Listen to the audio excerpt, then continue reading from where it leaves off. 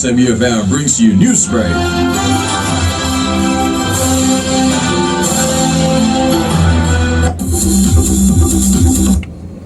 Higala maayong hapon. Adlaw karon nga Martes, Mayo 13, 2025 o gania ang atuang 3 o'clock newsbreak ni sibihang DXMUFM. Kini ang inyong tigbalita, LG Iman ani nayon. Alas sa mga balita gikan sa Butuan City.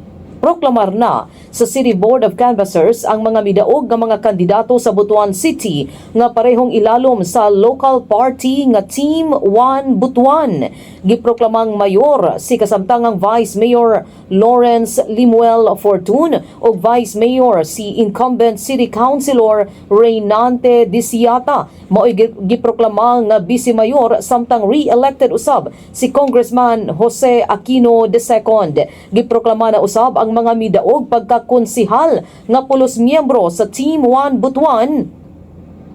Nagilangkuban nila Attorney Glenn Karampatana, Ferdinand Nalcot, Attorney Rema Bordios, Carlos Sanchez, Victor Plaza, Attorney Dennis Bacala, Arturo Gado, Clint Dabalos, Dindo Odarbe, Ronaldo Montero, TG Salcedo, ingon man si Marlon Labis. Kinina ang ikaupat nga higayon nga gihakot sa nasangpit nga partido ang tanang lokal nga posisyon sa Dakbayan. Rason nga gibansagan sila kaniadto nga 13-0 winners o karon 15-0 na.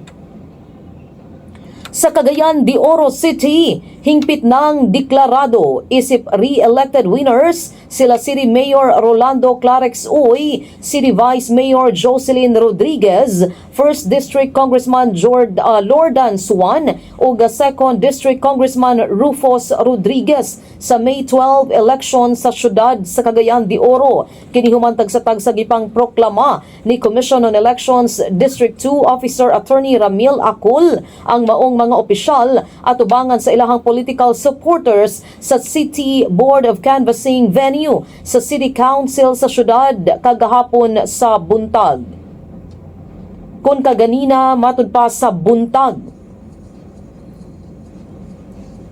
si Clarex nakakuha sa boto nga 175,686 bato kanila ni Pompey Lavinia nga adunay 81,000, kanhi City Mayor Oscar Moreno nga mihupot og 73,000 ka mga boto. Sa pagkutlo ning balita, inisyal na mahayag si Moreno nga dako ang iyang pagpasalamat sa suporta sa katauhan sa ilang grupo o gihinaot nga magmalig-on sa kanunay. Samtang si Pompey dili pa anda mohatag komento og mas gipili nga mopahulay una gikan matud gikan sa grabe kahago nga pagpangampanya.